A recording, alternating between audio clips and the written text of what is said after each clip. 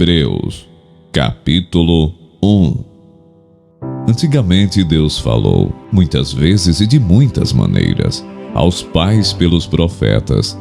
Mas nestes últimos dias, nos falou pelo Filho, a quem constituiu herdeiro de todas as coisas, e pelo qual também fez o universo. O Filho, que é o resplendor da glória de Deus, e a expressão exata do seu ser, sustentando todas as coisas pela sua palavra poderosa. Depois de ter feito a purificação dos pecados, assentou-se à direita da majestade, nas alturas, tendo se tornado tão superior aos anjos, quanto herdou mais excelente nome do que eles.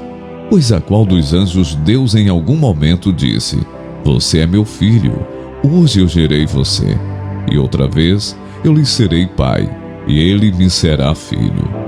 E novamente, ao introduzir o primogênito no mundo, diz: E todos os anjos de Deus o adorem.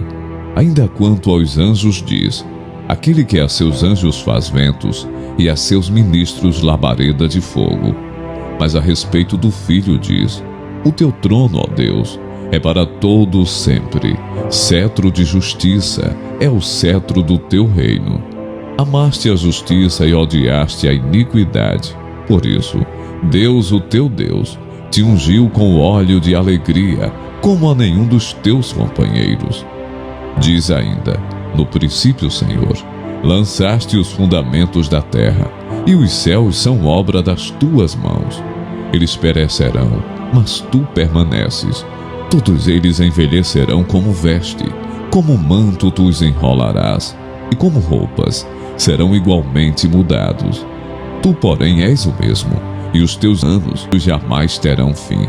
Ora, a qual dos anjos Deus em algum momento disse: Sente-se à minha direita, até que eu ponha os seus inimigos por estrado dos seus pés?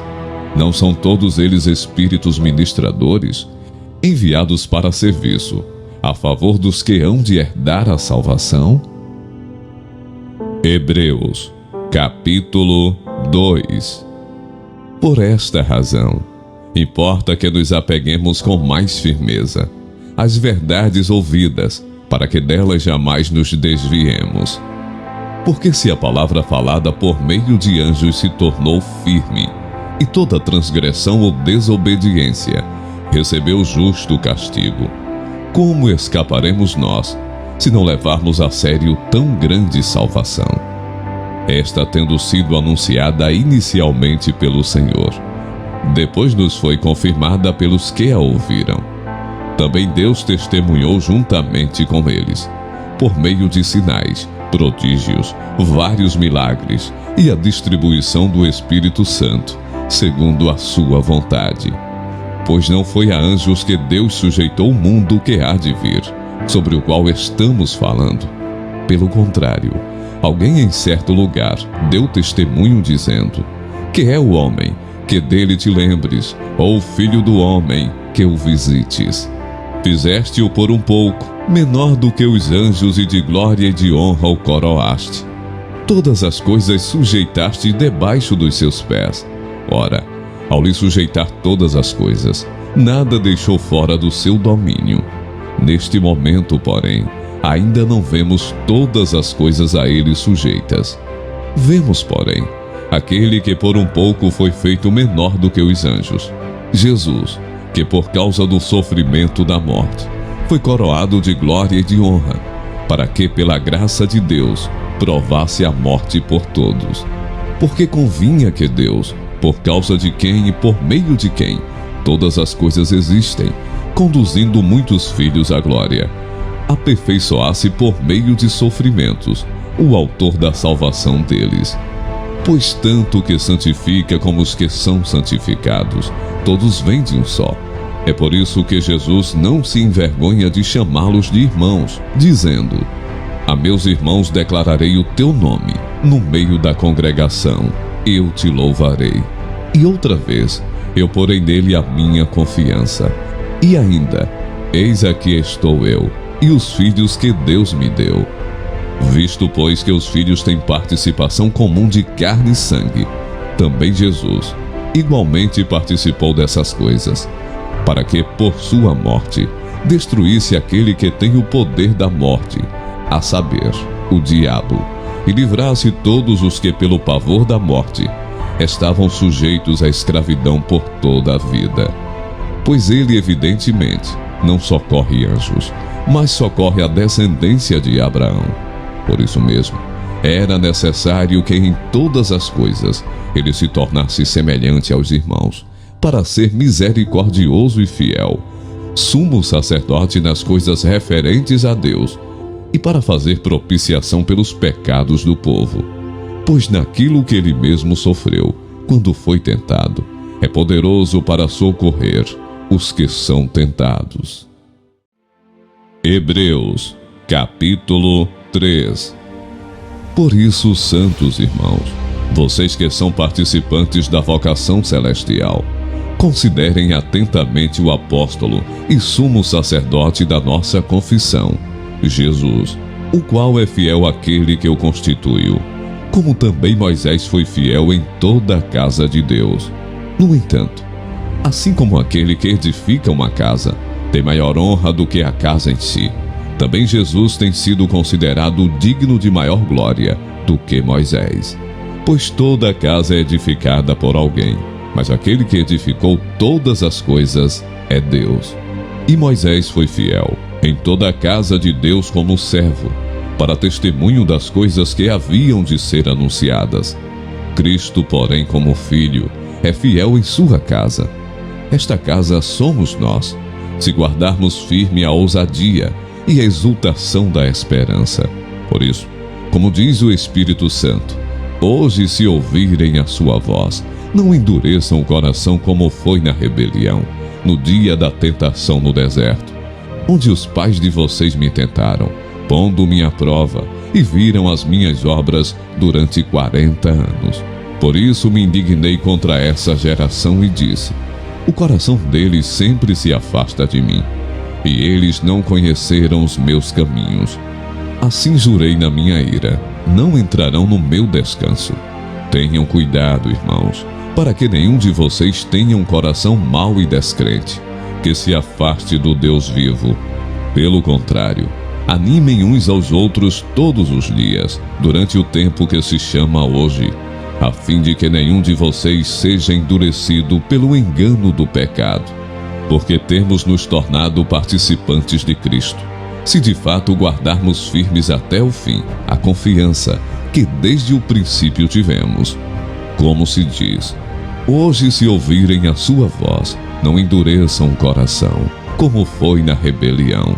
E quem foram os que ouviram e mesmo assim se rebelaram?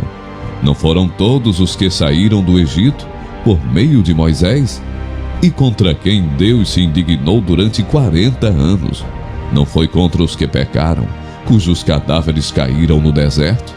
E a quem jurou que não entrariam no seu descanso? Então aos que foram desobedientes? Assim vemos que não puderam entrar por causa da incredulidade. Hebreus, capítulo 4. Portanto, vi que nos foi deixada a promessa de entrar no descanso de Deus. Tenhamos cuidado para não parecer que algum de vocês deixou de alcançá-la, porque também a nós foram anunciadas as boas novas, exatamente como aconteceu com eles. Mas a palavra que eles ouviram não lhes trouxe proveito, porque não foram unidos por meio da fé com aqueles que a ouviram. Nós, porém, que cremos, entramos no descanso, conforme Deus disse: assim jurei na minha ira, não entrarão no meu descanso. Ele disse isso, mesmo que as obras já estivessem concluídas desde a fundação do mundo. Porque em certo lugar, assim disse a respeito do sétimo dia: no sétimo dia, Deus descansou de todas as obras que tinha feito. E novamente no mesmo lugar: não entrarão no meu descanso. Visto, portanto, que resta entrarem alguns naquele descanso, e que por causa da desobediência não entraram aqueles aos quais anteriormente foram anunciadas as boas novas. De novo, determina certo dia, hoje, falando por Davi, muito tempo depois, segundo antes tinha sido declarado. Hoje, se ouvirem a sua voz, não endureçam o coração. Ora, se Josué lhes tivesse dado descanso, não falaria posteriormente a respeito de outro dia. Portanto, resta um repouso sabático para o povo de Deus, porque aquele que entrou no descanso de Deus, também ele mesmo descansou de suas obras, como Deus descansou das suas. Portanto, esforcemo-nos por entrar naquele descanso, a fim de que ninguém caia, segundo aquele exemplo de desobediência. Porque a palavra de Deus é viva e eficaz, e mais cortante do que qualquer espada de 2 gumes, e penetra até o ponto de dividir alma e espírito, juntas e medulas, e é apta para julgar os pensamentos e propósitos do coração. E não há criatura que não seja manifesta na sua presença. Pelo contrário, todas as coisas estão descobertas e expostas aos olhos daquele a quem temos de prestar contas. Tendo, pois, Jesus, o Filho de Deus, como grande sumo sacerdote, que adentrou os céus, conservemos firmes a nossa confissão. Porque não temos sumo sacerdote que não possa se compadecer das nossas fraquezas. Pelo contrário, ele foi tentado em todas as coisas, à nossa semelhança, mas sem pecado. Portanto, aproximemo-nos do trono da graça com confiança, a fim de recebermos misericórdia e encontrarmos graça para ajuda em momento oportuno. Hebreus, capítulo 5. Cada sumo sacerdote, sendo escolhido dentre os homens, é constituído nas coisas relacionadas com Deus, a favor dos homens, para oferecer dons e sacrifícios pelos pecados. Ele é capaz de se compadecer dos ignorantes e dos que se desviam do caminho, pois também ele mesmo está rodeado de fraquezas. Por esta razão, deve oferecer sacrifícios pelos pecados, tanto do povo como de si mesmo. E ninguém toma esta honra para si mesmo, a não ser quando chamado por Deus, como aconteceu com Arão. Assim também Cristo não glorificou a si mesmo, para se tornar sumo sacerdote, mas quem o glorificou foi aquele que lhe disse: Você é meu filho, hoje eu gerei você. E em outro lugar também diz: Você é sacerdote para sempre, segundo a ordem de Melquisedeque. Ele, Jesus, nos dias da sua carne, tendo oferecido como forte clamor e lágrimas, orações e súplicas a quem o podia livrar da morte, foi ouvido por causa da sua reverência. Embora fosse filho, aprendeu a obediência pelas coisas que sofreu, e tendo sido aperfeiçoado, tornou-se o autor da salvação eterna para todos os que lhe obedecem. E Deus o nomeou sumo sacerdote, segundo a ordem de Melquisedeque. A esse respeito temos muitas coisas a dizer, coisas difíceis de explicar, porque vocês ficaram com preguiça de ouvir.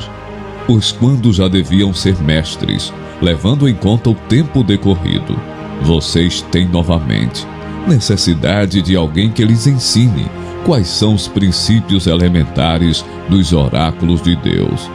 Passaram a ter necessidade de leite e não de alimento sólido. Ora, todo aquele que se alimenta de leite é inexperiente na palavra da justiça, porque é criança. Mas o alimento sólido é para os adultos, para aqueles que pela prática têm as suas faculdades exercitadas para discernir não somente o bem, mas também o mal. Hebreus, capítulo 6.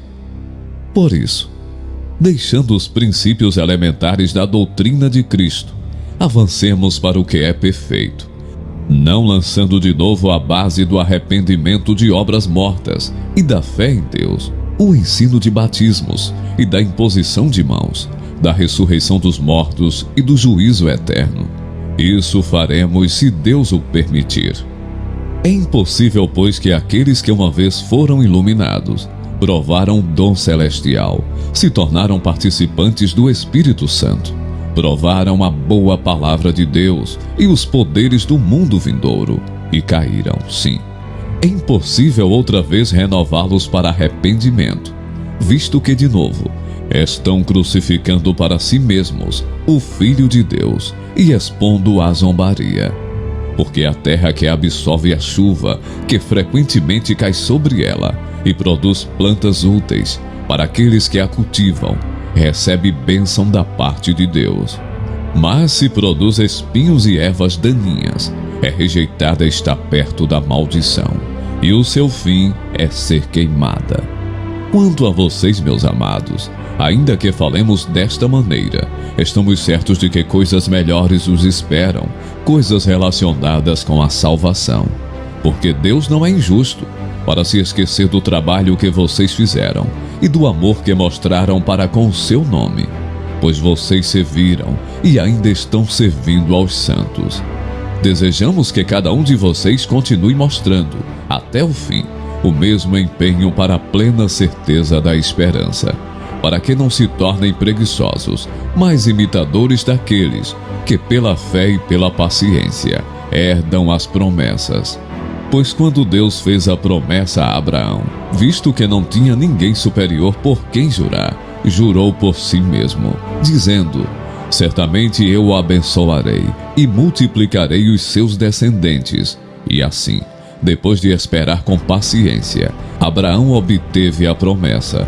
Porque as pessoas juram pelo que lhes é superior, e o juramento, servindo de garantia, põe fim a toda discussão. Por isso Deus, quando quis mostrar com mais clareza aos herdeiros da promessa que o seu propósito era imutável, confirmou com um juramento. Ele fez isso para que, mediante duas coisas imutáveis, nas quais é impossível que Deus minta, nós que já corremos para o refúgio, tenhamos forte alento para tomar posse da esperança que nos foi proposta. Temos esta esperança por âncora da alma, segura e firme, e que entra no santuário, que fica atrás do véu, onde Jesus, como precursor, entrou por nós, tendo se tornado sumo sacerdote para sempre, segundo a ordem de Melquisedeque. Hebreus, capítulo 7. Porque este Melquisedeque, rei de Salém, sacerdote do Deus Altíssimo, foi ao encontro de Abraão, quando este voltava da matança dos reis, e o abençoou. Foi para ele que Abraão separou o dízimo de tudo. Primeiramente, o nome dele significa Rei da Justiça. Depois também é Rei de Salém, ou seja, Rei da Paz. Sem pai, sem mãe, sem genealogia, ele não teve princípio de dias, nem fim de existência, mas feito semelhante ao Filho de Deus, permanece sacerdote para sempre. Vejam como era grande esse a quem Abraão, o patriarca, pagou o dízimo tirado dos melhores despojos. Ora, os que dentre os filhos de Levi recebem o sacerdócio têm ordem, de acordo com a lei, de recolher os dízimos do povo, ou seja, dos seus irmãos, embora estes sejam descendentes de Abraão. Entretanto, aquele cuja genealogia não se inclui entre os filhos de Levi, recebeu dízimos de Abraão e abençoou aquele que havia recebido as promessas. Evidentemente, não há dúvida de que o inferior é abençoado pelo superior. Aliás, aqui os que recebem dízimos são homens mortais, porém ali, o dízimo foi recebido por aquele de quem se testifica que vive. E por assim dizer, também Levi, que recebe dízimos, pagou-os na pessoa de Abraão, porque Levi, por assim dizer, já estava no corpo de seu pai Abraão, quando Melquisedeque foi ao encontro deste. Portanto, se a perfeição fosse possível por meio do sacerdócio levítico, pois foi com base nele que o povo recebeu a lei, que necessidade haveria ainda de que se levantasse outro sacerdote, segundo a ordem de Melquisedeque, e não segundo a ordem de Arão? Pois quando se muda o sacerdócio, necessariamente muda também a lei. Porque aquele de quem são ditas estas coisas pertence a outra tribo, da qual ninguém prestou serviço diante do altar. Pois é evidente que nosso Senhor procedeu de Judá, a tribo a qual Moisés nunca falou nada a respeito de sacerdócio. E isto é ainda muito mais evidente quando, à semelhança de Melquisedeque, surge outro sacerdote, constituído não conforme a lei de mandamento carnal, mas segundo o poder de vida que não tem fim. Porque dele se testifica: você é sacerdote para sempre, segundo a ordem de Melquisedeque. Portanto, por um lado, se revoga a ordenança anterior, por causa de sua fraqueza e inutilidade, pois a lei nunca aperfeiçoou coisa alguma, e por outro lado, se introduz a esperança superior, pela qual nos chegamos a Deus. E isto não se deu sem juramento, porque os outros são feitos sacerdotes sem juramento, mas este foi feito sacerdote com juramento, por aquele que lhe disse: o Senhor jurou, e não se arrependerá, você é sacerdote para sempre. Por isso mesmo, Jesus se tornou fiador de superior aliança. Ora, os outros são feitos sacerdotes em maior número, porque a morte os impede de continuar. Jesus, no entanto, porque continua para sempre, tem o seu sacerdócio imutável. Por isso também pode salvar totalmente os que por ele se aproximam de Deus, vivendo sempre para interceder por eles.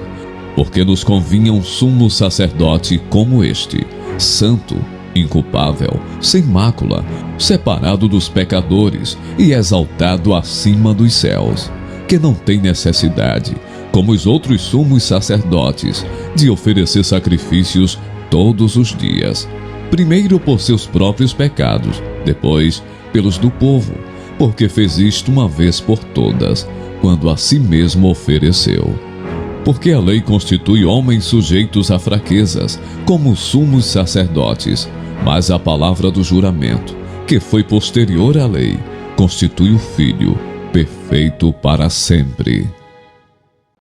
Hebreus, capítulo 8. Ora, o essencial das coisas que estamos dizendo é que temos tal sumo sacerdote, que se assentou à direita do trono da majestade nos céus, como ministro do santuário e do verdadeiro tabernáculo que o Senhor erigiu, e não o homem. Pois todo sumo sacerdote é constituído para oferecer dons e sacrifícios. Por isso, era necessário que também esse sumo sacerdote tivesse o que oferecer. Se ele estivesse na terra, nem mesmo sacerdote seria, visto existirem aqueles que oferecem os dons segundo a lei. Estes ministram em figura e sombra das coisas celestiais, assim como Moisés foi divinamente instruído, quando estava para construir o tabernáculo. Pois Deus disse: tenha cuidado para fazer tudo de acordo com o modelo que foi mostrado a você no monte. Mas agora Jesus obteve um ministério tanto mais excelente, quanto é também mediador de superior aliança, instituída com base em superiores promessas. Porque se aquela primeira aliança tivesse sido sem defeito, de maneira alguma estaria sendo buscado lugar para uma segunda aliança. E de fato, repreendendo-os diz: eis aí vem dias, diz o Senhor, e firmarei nova aliança com a casa de Israel e com a casa de Judá, não segundo a aliança que fiz com os seus pais, no dia em que os tomei pela mão, para os tirar da terra do Egito, pois eles não continuaram na minha aliança, e eu não dei atenção a eles, diz o Senhor. Porque esta é a aliança que farei com a casa de Israel, depois daqueles dias, diz o Senhor. Imprimirei as minhas leis na mente deles, e as inscreverei sobre o seu coração, e eu serei o seu Deus, e eles serão meu povo. E não ensinará jamais cada um ao seu próximo, nem cada um ao seu irmão, dizendo: conheça o Senhor, porque todos me conhecerão, desde o menor até o maior deles. Pois para com as suas iniquidades usarei de misericórdia, e dos seus pecados jamais me lembrarei. Quando ele diz nova aliança, torna antiquada a primeira. Ora, aquilo que se torna antiquado e envelhecido está prestes a desaparecer. Hebreus, Capítulo 9. Ora, a primeira aliança também tinha preceitos de culto divino e o seu santuário terrestre, porque foi edificado um tabernáculo, cuja parte da frente, onde estavam o candelabro, a mesa e os pães da proposição, se chama o Santo Lugar. Por trás do segundo véu se encontrava o tabernáculo que se chama o Santo dos Santos, ao qual pertencia um altar de ouro para o incenso e a arca da aliança, totalmente coberta de ouro, na qual estava uma urna de ouro contendo o maná, o bordão de Arão, que floresceu, e as tábuas da aliança. Sobre a arca estavam os querubins de glória, que com a sua sombra cobriam o propiciatório. Mas dessas coisas não falaremos agora, com mais detalhes. Ora, depois que foram feitos todos esses preparativos, os sacerdotes entram continuamente no primeiro tabernáculo, para realizar os serviços sagrados. Mas no segundo, o sumo sacerdote entra sozinho, uma vez por ano, não sem sangue, que oferece por si pelos pecados de ignorância do povo. Com isto, o Espírito Santo quer dar a entender que o caminho do santuário ainda não se manifestou, enquanto o primeiro tabernáculo continua erguido. Isso é uma parábola para a época presente, na qual se oferecem dons e sacrifícios, embora estes, no que diz respeito à consciência, sejam ineficazes para aperfeiçoar aquele que presta culto, pois não passam de ordenanças da carne, baseadas somente em comidas, bebidas e diversas cerimônias de purificação, impostas até o tempo oportuno de reforma. Quando, porém, Cristo veio como sumo sacerdote dos bens já realizados, mediante o maior e mais perfeito tabernáculo, não feito por mãos humanas, quer dizer, na desta criação, e não pelo sangue de bodes e bezerros, mas pelo seu próprio sangue, ele entrou no santuário, uma vez por todas, e obteve uma eterna redenção. Portanto, se o sangue de bodes e de touros e a cinza de uma novilha, aspergidos sobre os contaminados, os santificam quanto à purificação da carne, muito mais o sangue de Cristo, que pelo Espírito Eterno, a si mesmo ofereceu sem mácula a Deus, purificará nossa consciência de obras mortas, para servirmos ao Deus vivo. Por isso mesmo, ele é o mediador da nova aliança, a fim de que os que foram chamados recebam a promessa da herança eterna, visto que houve uma morte para a remissão das transgressões que foram cometidas sobre a primeira aliança. Porque onde há um testamento, é necessário constatar a morte de quem o fez. Porque um testamento só é confirmado depois da morte de quem o fez, pois de maneira nenhuma um testamento tem força de lei, enquanto ainda vive quem o fez. Por isso, nem a primeira aliança foi estabelecida sem sangue. Porque, havendo Moisés proclamado a todo o povo todos os mandamentos conforme a lei, pegou o sangue dos bezerros e dos bodes com água, lã tingida de escarlate e sopo, e aspergiu não só o próprio livro, como também todo o povo, dizendo: este é o sangue da aliança que Deus ordenou para vocês. Igualmente também aspergiu com sangue o tabernáculo e todos os utensílios do serviço sagrado. De fato, segundo a lei, quase todas as coisas são purificadas com sangue, e sem derramamento de sangue não há remissão. Era necessário, portanto, que as figuras das coisas que estão nos céus fossem purificadas com tais sacrifícios, mas as próprias coisas celestiais requerem sacrifícios superiores àqueles. Porque Cristo não entrou em santuário feito por mãos humanas, figura do verdadeiro santuário, porém no próprio céu, para comparecer agora por nós diante de Deus. Ele não entrou para oferecer a si mesmo muitas vezes, como o sumo sacerdote entra todos os anos no Santo dos Santos com sangue alheio. Se fosse assim, ele precisaria ter sofrido muitas vezes desde a fundação do mundo. Agora, porém, ao chegar o fim dos tempos, ele se manifestou uma vez por todas, para aniquilar o pecado por meio do sacrifício de si mesmo. E assim como aos homens está ordenado morrerem uma só vez, vindo depois disso o juízo, assim também Cristo, tendo se oferecido uma vez por todas, para tirar os pecados de muitos, aparecerá segunda vez, não para tirar pecados, mas para salvar aqueles que esperam por ele. Hebreus, capítulo 10.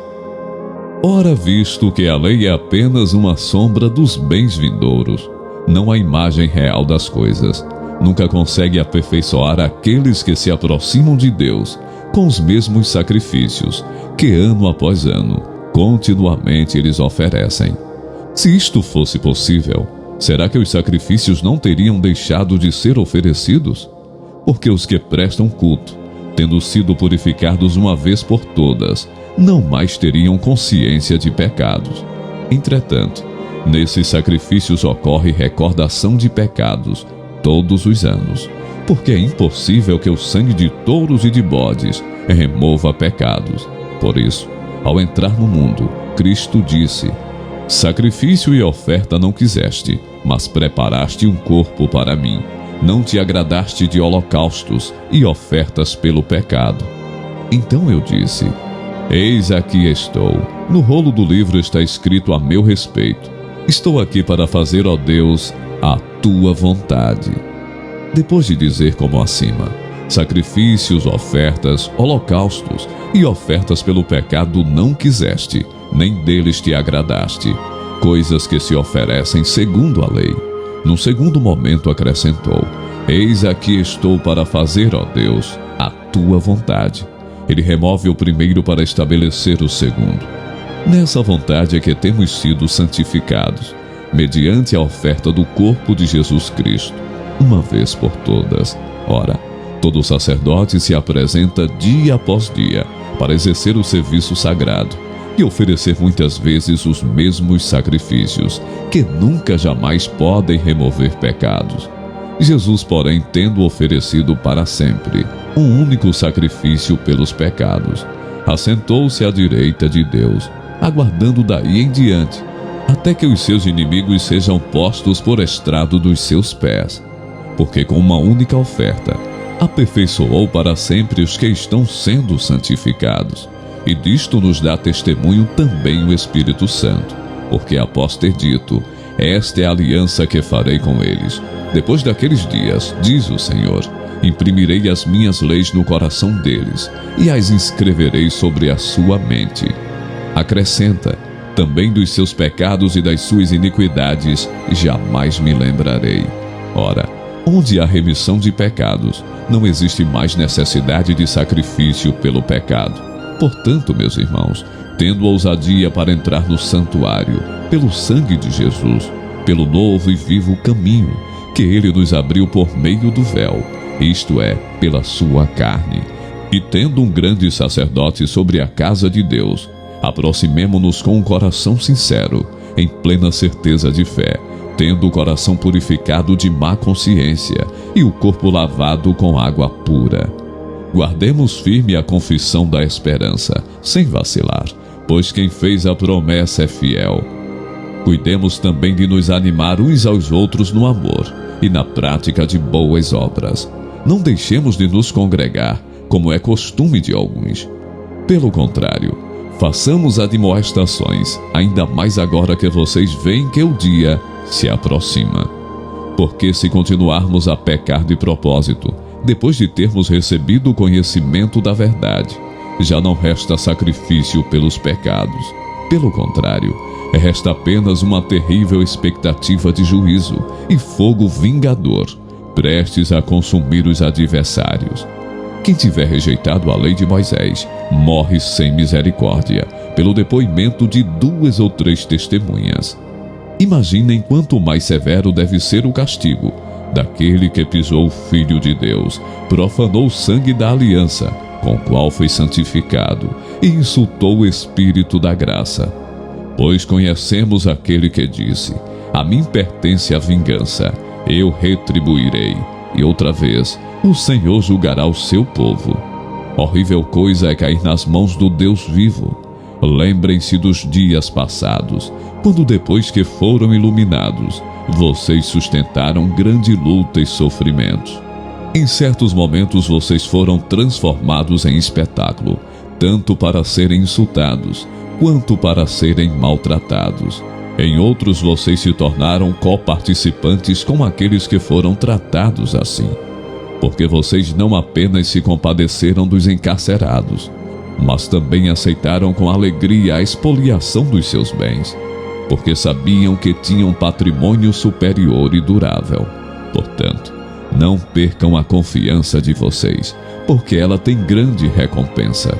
Vocês precisam perseverar, para que, havendo feito a vontade de Deus, alcancem a promessa. Porque ainda dentro de pouco tempo, aquele que vem virá e não irá demorar. Mas o meu justo viverá pela fé, e se retroceder, dele a minha alma não se agradará.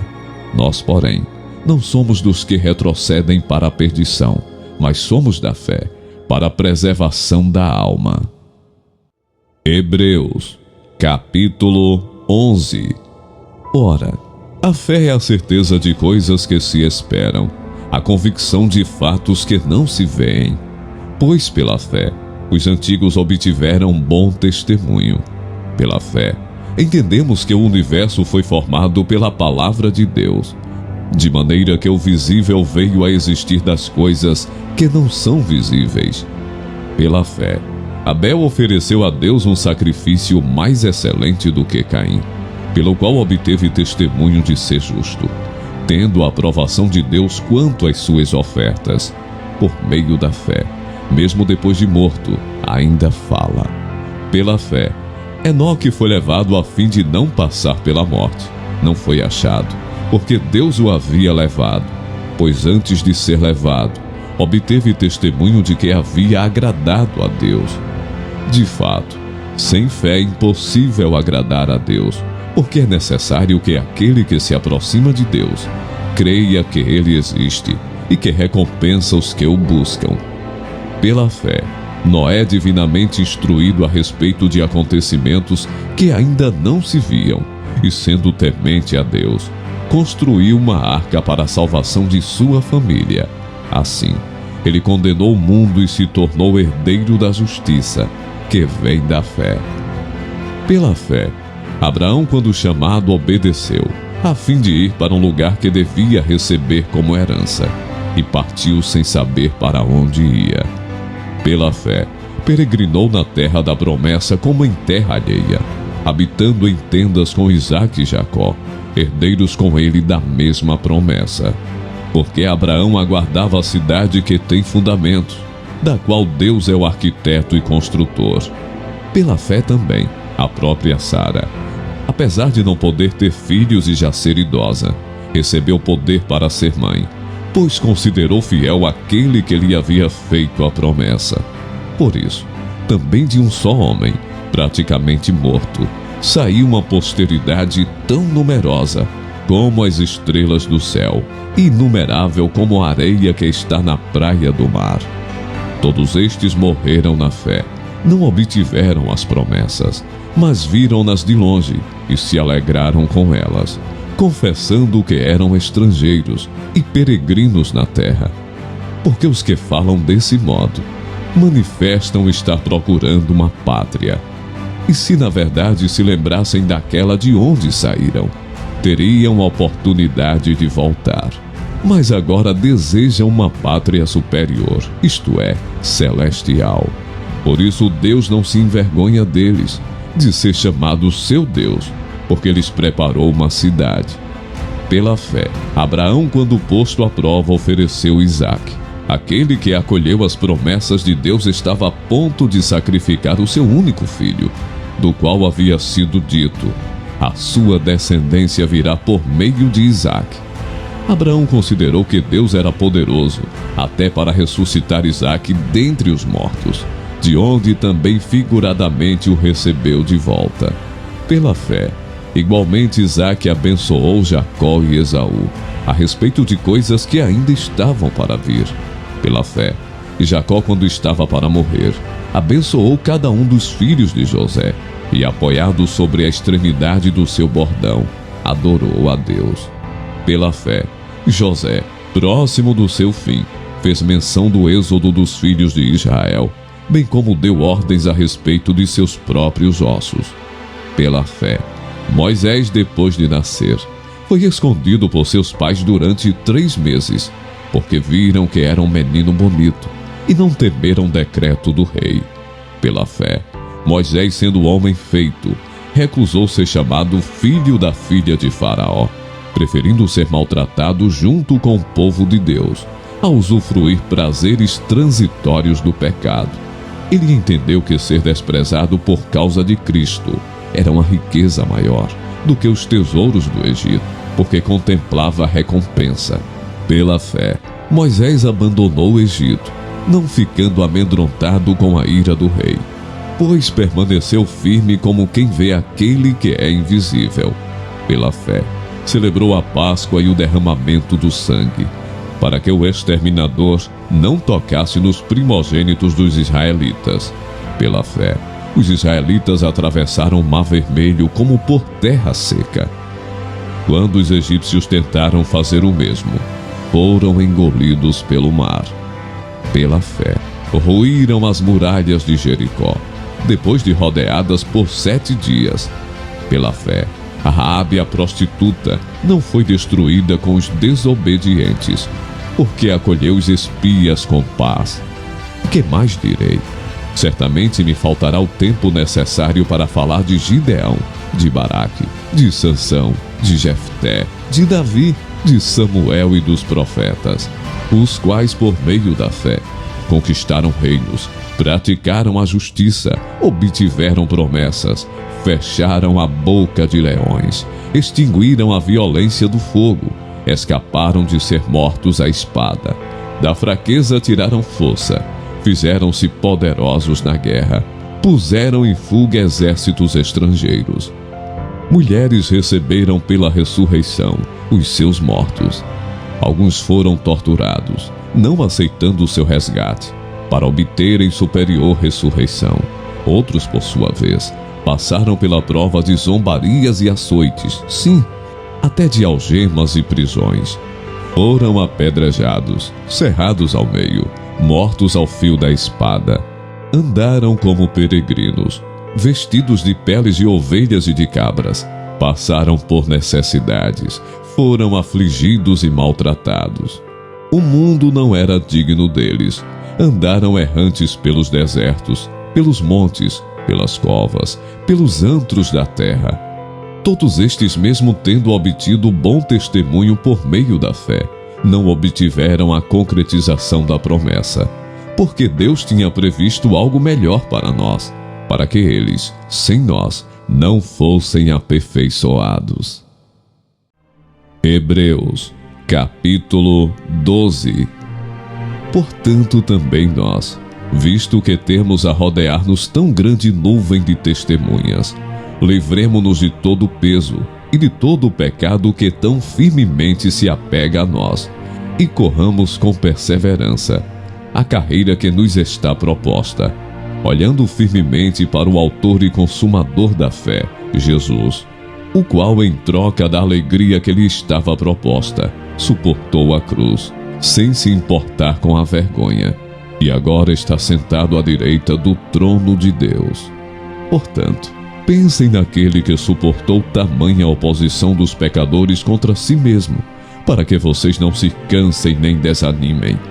Na luta contra o pecado, vocês ainda não resistiram até o sangue, e vocês se esqueceram da exortação que lhes é dirigida, como a filhos.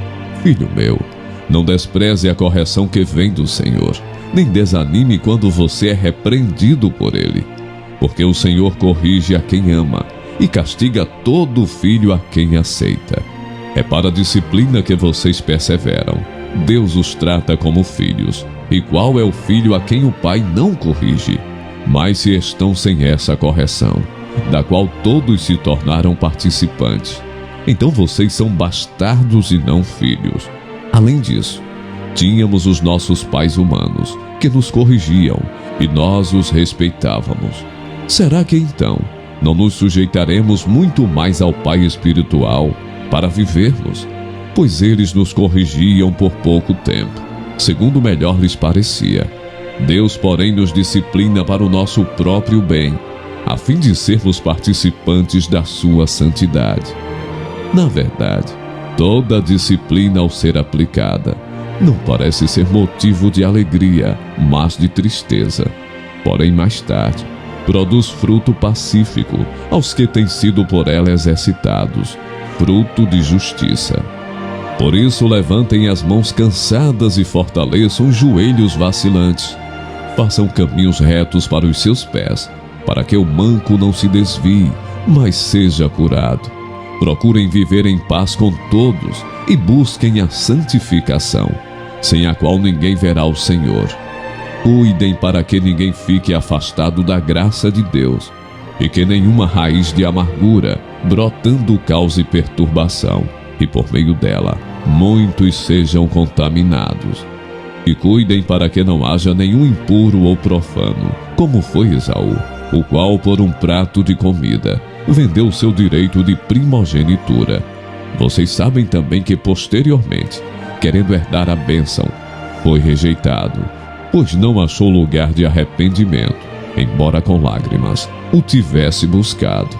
Ora, vocês não chegaram ao fogo palpável e aceso, à escuridão, às trevas, à tempestade, ao toque da trombeta e ao som de palavras tais, que aqueles que ouviram isso pediram que não lhes fosse dito mais nada, pois já não suportavam que lhes era ordenado: até um animal, se tocar um monte, será apedrejado. Na verdade, o espetáculo era tão horrível que Moisés disse: estou apavorado e trêmulo. Pelo contrário, vocês chegaram ao Monte Sião e à cidade do Deus vivo, a Jerusalém celestial e a milhares de anjos. Vocês chegaram à assembleia festiva, à igreja dos primogênitos arrolados nos céus. Vocês chegaram a Deus, o juiz de todos, e aos espíritos dos justos aperfeiçoados, e a Jesus, o mediador da nova aliança, e ao sangue da aspersão, que fala melhor do que o sangue de Abel. Tenham cuidado, e não se recusem a ouvir aquele que fala, pois se os que se recusaram a ouvir quem divinamente os advertia na terra não escaparam, muito menos escaparemos nós, se nos desviarmos daquele que dos céus nos adverte. Naquele tempo, a voz dele abalou a terra, mas agora ele promete, dizendo: mais uma vez eu farei tremer não só a terra, mas também o céu. Ora, as palavras mais uma vez significam a remoção dessas coisas abaladas, ou seja, das coisas criadas, para que permaneçam as coisas que não podem ser abaladas. Por isso, recebendo nós um reino inabalável, retenhamos a graça, pela qual sirvamos a Deus de modo agradável, com reverência e temor, porque o nosso Deus é fogo consumidor. Hebreus, capítulo 13. Seja constante o amor fraternal. Não se esqueçam da hospitalidade, pois alguns praticando-a, sem o saber, acolheram anjos. Lembrem-se dos presos, como se estivessem na cadeia com eles, dos que sofrem maus tratos, como se vocês mesmos fossem os maltratados. Digno de honra entre todos seja o matrimônio, bem como o leito conjugal sem mácula, porque Deus julgará os impuros e os adúlteros. Que a vida de vocês seja isenta de avareza. Contentem-se com as coisas que vocês têm, porque Deus disse: de maneira alguma deixarei você, nunca jamais o abandonarei. Assim, afirmemos confiantemente: o Senhor é o meu auxílio, não temerei. O que é que alguém pode me fazer? Lembrem-se dos seus líderes, os quais pregavam a palavra de Deus a vocês, e considerando atentamente o fim da vida deles, imitem a fé que tiveram. Jesus Cristo é o mesmo ontem, hoje e para sempre. Não se deixem levar por doutrinas diferentes e estranhas, porque o que vale é ter o coração confirmado com graça, e não com alimentos, que nunca trouxeram proveito aos que se preocupam com isso. temos um altar do qual os que ministram no tabernáculo não têm o direito de comer, pois aqueles animais cujo sangue é trazido pelo sumo sacerdote para dentro do Santo dos Santos, como sacrifício pelo pecado, têm o corpo queimado fora do acampamento. Por isso, também Jesus, para santificar o povo, pelo seu próprio sangue, sofreu fora da cidade. Saiamos, pois, a ele, fora do acampamento, levando a mesma desonra que ele suportou. De fato, não temos aqui cidade permanente, mas buscamos a que há de vir, por meio de Jesus, pois oferecemos a Deus sempre sacrifício de louvor, que é o fruto de lábios que confessam o seu nome. Não se esqueçam da prática do bem da mútua cooperação, pois de tais sacrifícios Deus se agrada. Obedeçam aos seus líderes e sejam submissos a eles, pois zelam pela alma de vocês, como quem deve prestar contas. Que eles possam fazer isto com alegria e não gemendo. Do contrário, isso não trará proveito nenhum para vocês. Orem por nós, pois estamos certos de que temos a consciência limpa, querendo em todas as circunstâncias fazer o que é correto. Peço com insistência que vocês façam isto, para que eu lhes seja restituído o mais depressa possível. Ora, o Deus da paz, que tornou a trazer dentre os mortos o nosso Senhor Jesus, o grande pastor das ovelhas, pelo sangue da eterna aliança, aperfeiçoe vocês em todo o bem, para que possam fazer a vontade dele. Que ele opere em nós o que é agradável diante dele, por meio de Jesus Cristo, a quem seja a glória para todos sempre. Amém. Irmãos, peço que escutem com paciência esta palavra de exortação, porque, na verdade, escrevi de forma bem resumida. Saibam que o irmão Timóteo foi posto em liberdade. Se ele vier logo, irei vê-los na companhia dele. Saúdem todos os seus líderes, bem como todos os santos. Os da Itália mandam saudações.